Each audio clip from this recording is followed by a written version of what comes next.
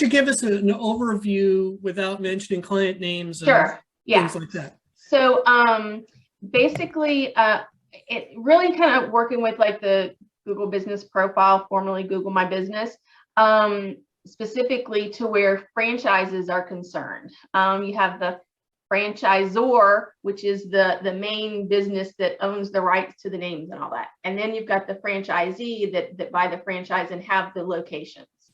So, which is fine for things like that have brick and mortar, like you think of Starbucks, and I don't know if those are franchise. McDonald's is. McDonald's is partially McDonald's is a franchise. Other things like that, they have the brick and mortar, so they would have the specific location on the map, so you have them wherever there's McDonald's. But then there are more and more businesses that have, instead of a location with an office or whatever, that have service areas. And the way typically Google works, and this is not looking at the franchise model, but is more individual businesses, they don't want you to have duplicate profiles. So you can't have multiple service area locations in a same area. So let's say I'm in Marietta. You can't have the same service area, Marietta. North of me is Kennesaw. You can't have it like in all the different ones because Google says they're duplicate. They service the same kind of area. So it came up where a client is a franchisee and it's a service area business. And so the franchisor, they have an actual pin on the map because they have an office, but they're in the same geographic area as that first one when they verify their address. So Google thinks it's a duplicate and suspended. So and so my thing is, well, for these service area businesses, that will be an issue if they're franchises like that. Multiple service areas in the same kind of large city, let's say like Metro Atlanta, but they only service like a few different things. So the way the franchises would work is like the suburbs, they would have like maybe 4 specific areas, zip codes or something that they service. And they're not overlapping because that's the whole point of the franchise. They don't overlap. Buying in and saying, this is your territory. Right. And so the main thing is that getting the franchise, making sure that they've got the franchise agreement, because this is a new franchise that I'm working with. And my first thing that I'm waiting to hear back is, where is your official filing of the franchise documents? And because I've got some documents that are between them, but I don't believe it's like the official filing. So that's my main thing right now to do is to get that information and then move from there. But as far as franchises, I talked about this with people, I think, at the recurring revenue retreat in November, where, franchisees pay a lot of money to the franchisor, and that's basically because the franchisor did everything before and they have all their processes in place. This is how you do it all. Follow this and you're successful. Well, I've dealt with numerous franchisees that have been given not adequate information when it comes to their Google Business Profile. Right. So that's one thing I'm gonna that with this client talk to them about is like, if you're expanding this franchise, you need to give your franchisees, quality information, and you need to have that for Google Business Profile, and they're going to have problems. So that's something I'm going to talk to them about doing.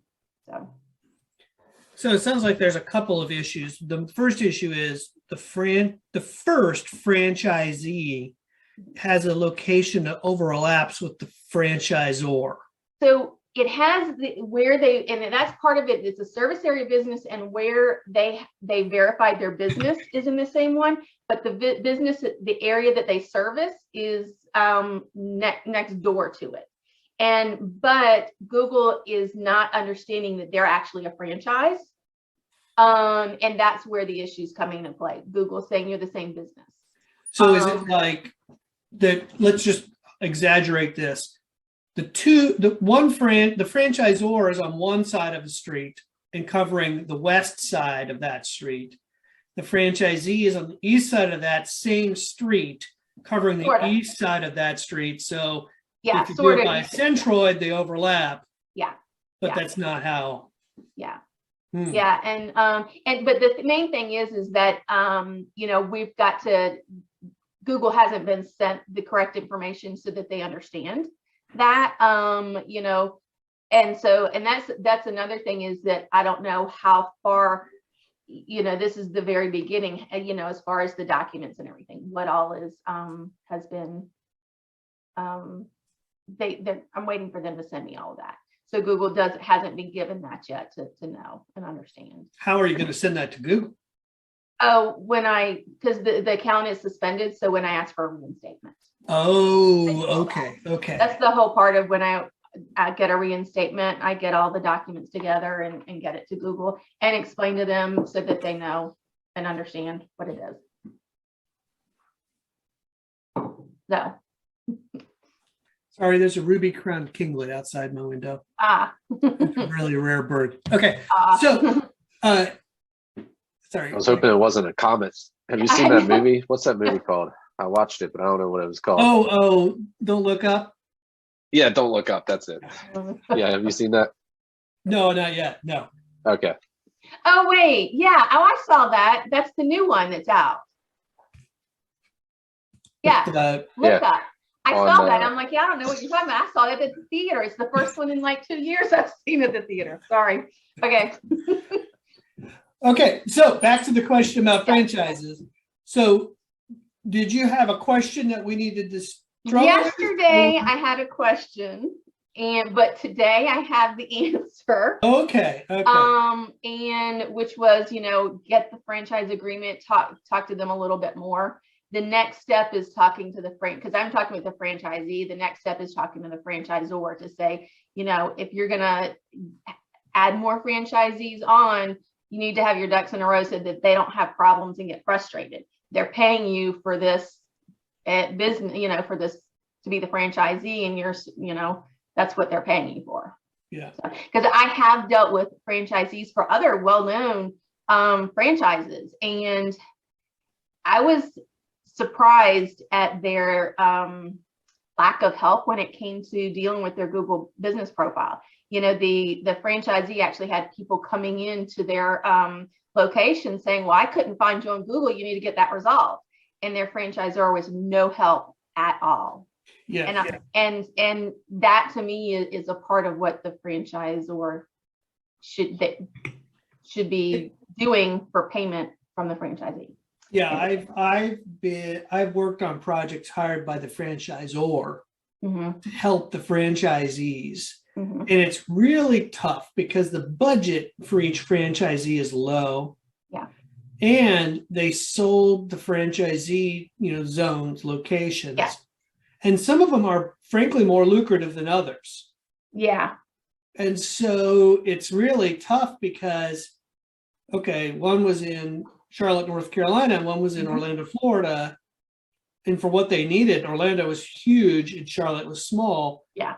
And so we had to give everybody the same amount of effort, but it had the different results. And then the Charlotte office was so disappointed and angry all the time because it wasn't working. But we couldn't give them extra time and attention. Yeah. Because that's not fair because everybody's paying the same rate. Yeah.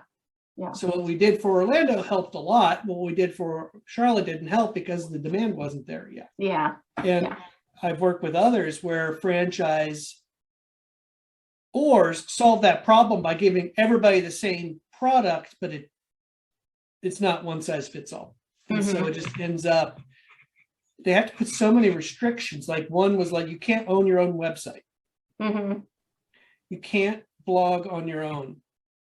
You can only reuse the content we've blogged on your website. It's just, it was so we tried to work out a kind of a arrangement, but I would love to see someone figure out how to do franchises.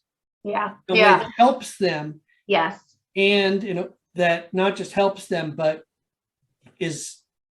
works with the franchisor. Because in this arrangement, I've noticed the franchisor kind of doesn't care about the franchisee. Yeah. They Yeah. they get their money and they're moving on to get more franchisees. Yeah.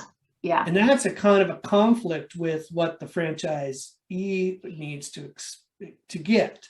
Mm-hmm. And so the franchisor who's paying me to market the franchisee really doesn't care if the franchisees succeed. They just want more franchisees. Yeah. And so there's this real struggle and challenge.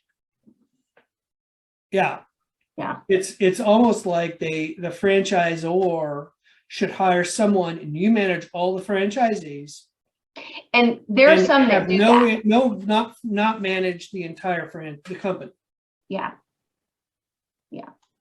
Yeah. There are some like concierge, franchise- unlimited consulting. Yeah. Sorry, No. I didn't mean to interrupt. No, that's okay.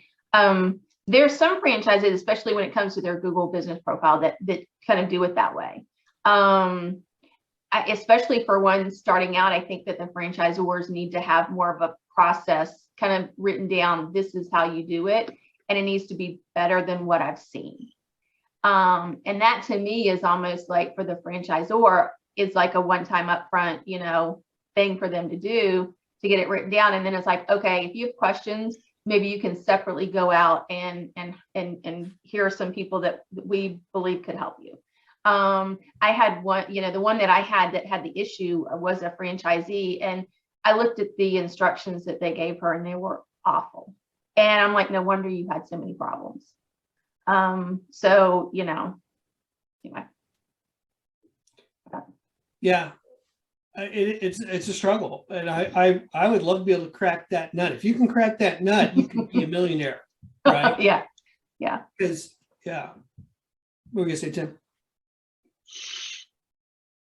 I think just that providing some sort of like concierge service like that to provide unlimited to a certain amount, like consultation for the franchisees, that maybe that's what's included in their franchise, in their package, in their fees, just like their marketing and all the content creation that they're supposed to use, and it's so regulated, right?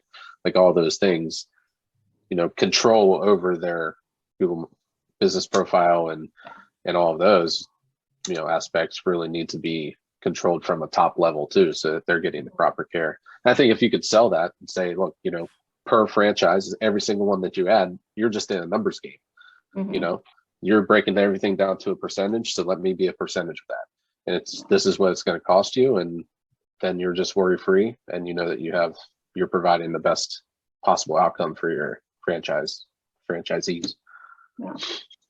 Yeah, I even know one that this was the same one as one from a couple of years ago. The franchisor, they had their website and it was like, okay, locations. But when you went to search and find like there are new, like probably well over 15 or more in the Metro Atlanta area.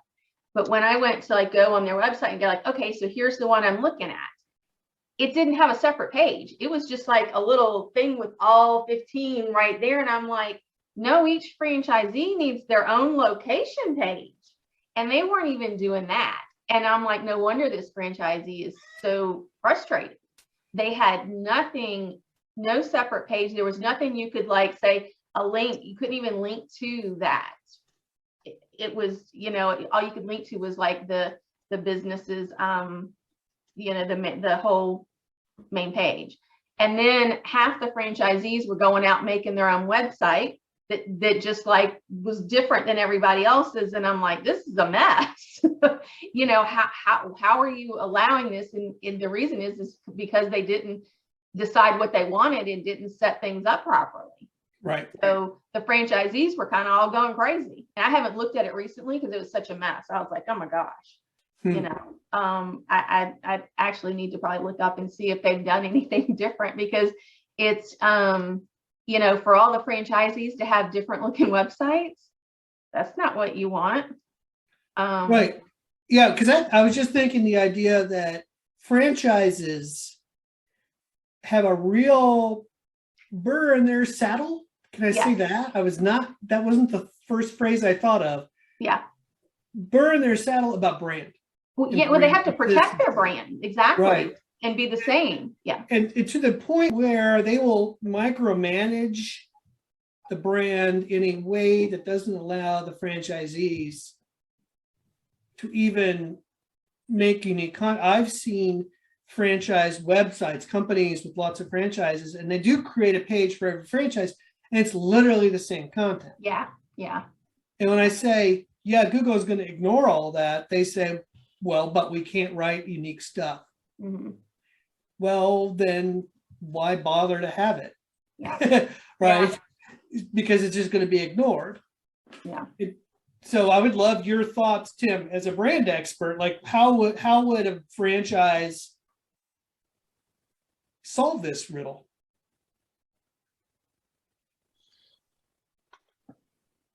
Oh, I don't know.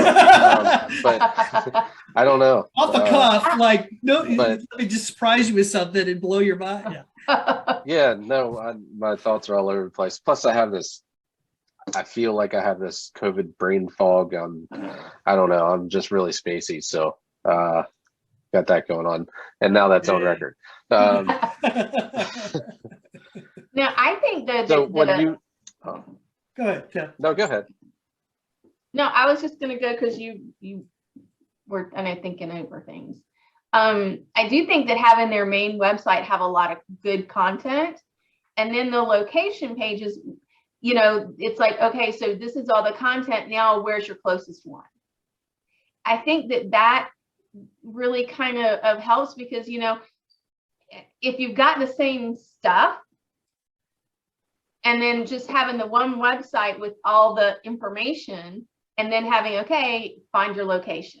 But each location actually having their separate page so that they could link to their location page from their Google business profile, from their face, whatever.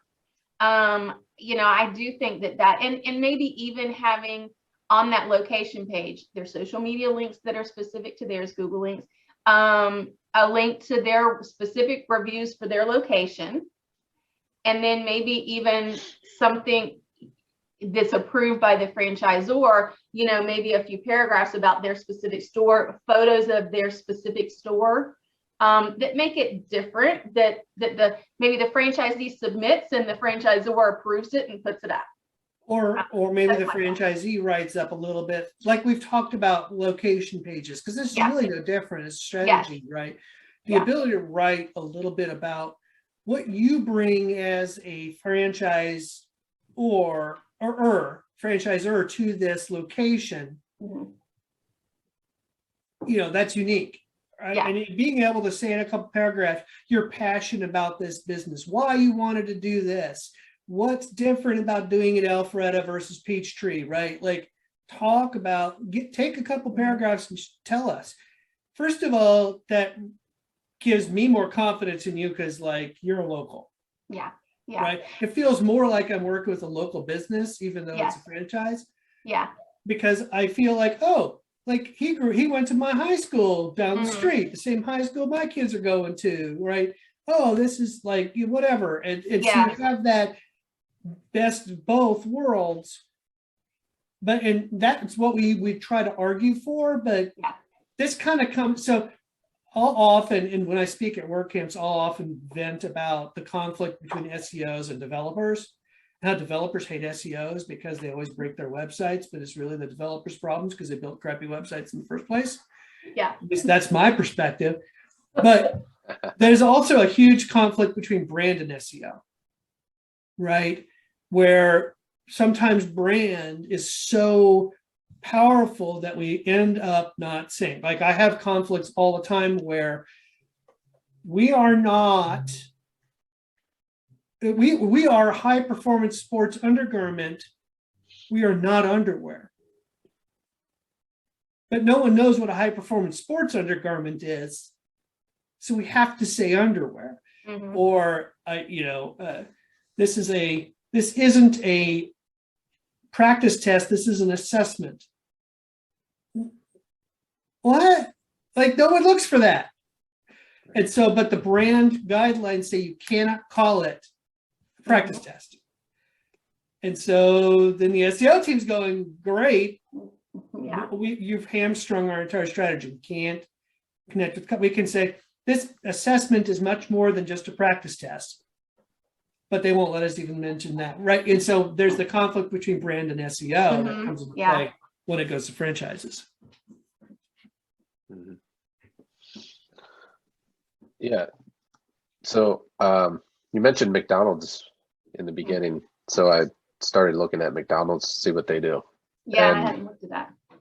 they don't have a page for every, well, and they're not all franchises to begin with, but Right. That's some are true. corporate, some are franchises, but there's no individual pages. There's just listings. Mhm. Um, And that Looks might be like- one that's so well known that they don't need it. right. I want to look it up. Oh, so then down below, yeah, they do have some page specific content. I see that now. It doesn't look like it's very unique though. Interesting. But if you start to do incognito searches for like fast food near me or fast food burger near me or something like that, I mean, I could get more creative with a search, but just initially, those are two that I did, and they're not on the first page from a website perspective. They're in the map pack, but not in the organic listings in the first 10. Right. So as the SEO strategist, I'd be like, I'm fine with that. Mhm. Because if you're searching for a burger near me, I want the map pack. I do Right. not want to read a website. Yeah. Right. And but if it's a different kind of like it in the case in point, it's a service oriented franchise. Let's say it's a non-conventional service. Like I got some guy come when I moved into this house, he cleaned out the dryer lint. Okay, it was a service that my realtor recommended because it probably doesn't get cleaned out every 10 years since someone buys a new townhome. And I was like, oh, it's worth it. Like that's fire hazard. This is the time to do it. So he had a service area franchise. Because it's not a common franchise, didn't have a lot of competitors, I would like to know a little about what does he do? What is this thing? You know, Right. what makes this guy someone I want into my house? Right. And so I would want a little bit more information. So if I was McDonald's, I'd be like, you know what? I really don't care. I'm not really competing on that level. But if I was a service area, I would want more information about who this person is coming into my house. Or maybe it's even not service area versus McDonald's, but like we all say McDonald's because we think of burgers, but I bet you we all don't go to McDonald's very much. Right? We probably go to, if we want a burger, I'm going to Shake Shack, right? And so, Wish I had one. oh yeah, but so maybe for Shake Shack, you need to have your website because you're not a brand name like McDonald's or Coca-Cola or Starbucks. Maybe strategically, you've got more to overcome because less people know about who you are.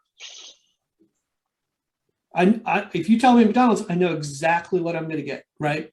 Because it's, but if it's another burger franchise, I don't know what I'm going to get yet.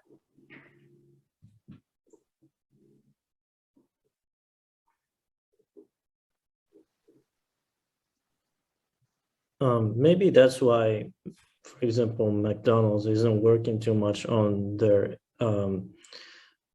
internet presence because they're already known and they don't need to work that much on it.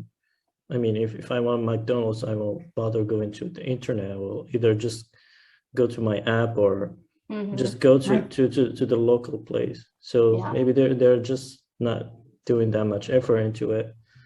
That's why, yeah. Yeah, well, Because there's 10 in every town anyway. Yeah. If you're Coca-Cola, do you need a local presence? Do you need local inventory to show where you could buy Coca-Cola at your local store? No, because guaranteed every store in everywhere, Lowe's, the hardware store has Coca-Cola. Yeah. Right. Yeah. So, but if I am a niche, uniquely hand brewed cola drink, that's much more important because I've got to overcome the power of Coca-Cola. Yeah. And this is an interesting strategic question. That's why I wanted to talk about it a little bit today. So I Yeah, looked that's up, one that always intrigues me. Yeah.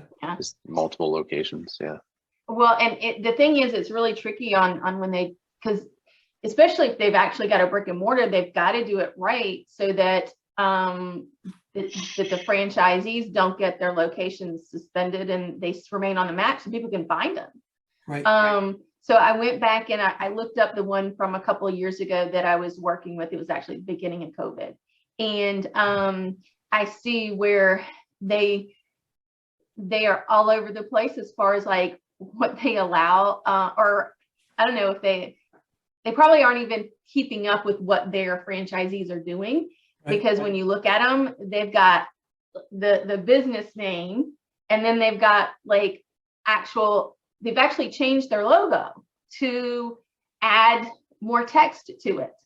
Ooh. And I'm like, that's like a major big no-no for a brand. Like, you shouldn't be able to do that. Their franchisor should be like, no.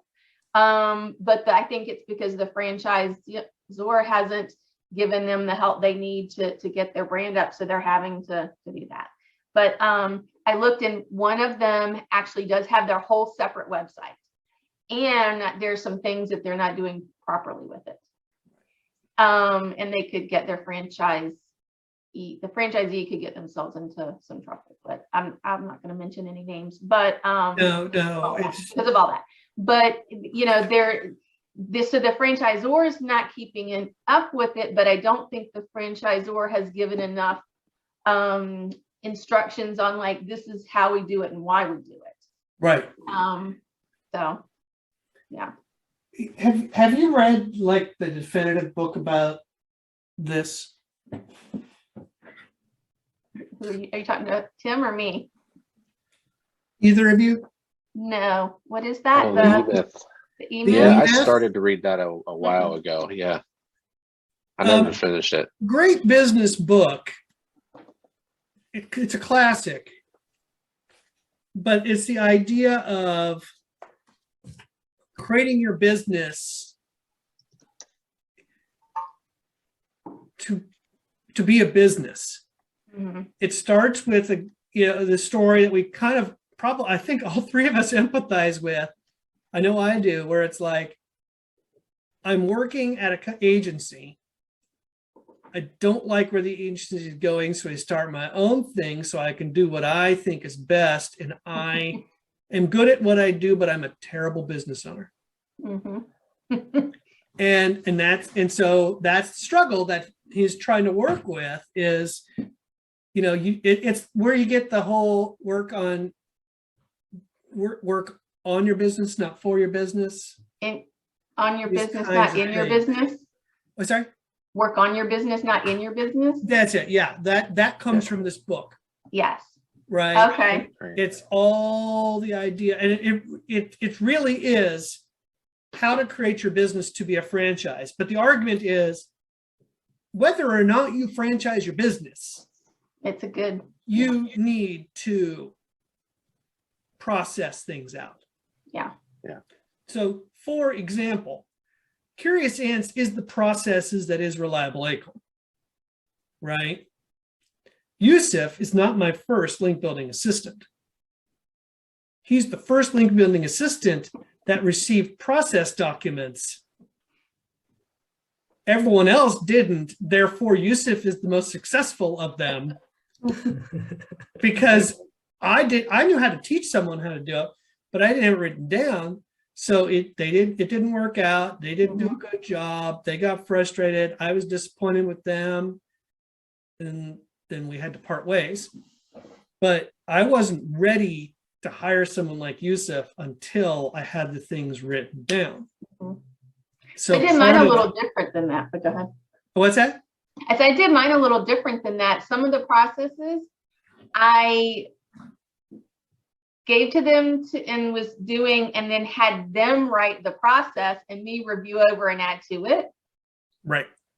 So I did a little bit different, but I Point definitely. is, it has to be written down, right? Yes, and that's Right. what that's what I'm not good at. I'm like you, but I've actually been having my assistants do that part for me, write it down. Right. But that's what the E-Myth is about. Yeah. So if you want to understand the franchise model, reading the E-Myth will help you understand that process a lot better, to understand the give and take, right? Yeah. The perspective of the franchisor and the franchisee, right? And I mean, it's a good business book for business owners anyway, but Yeah. anyway, interesting perspective. Yeah.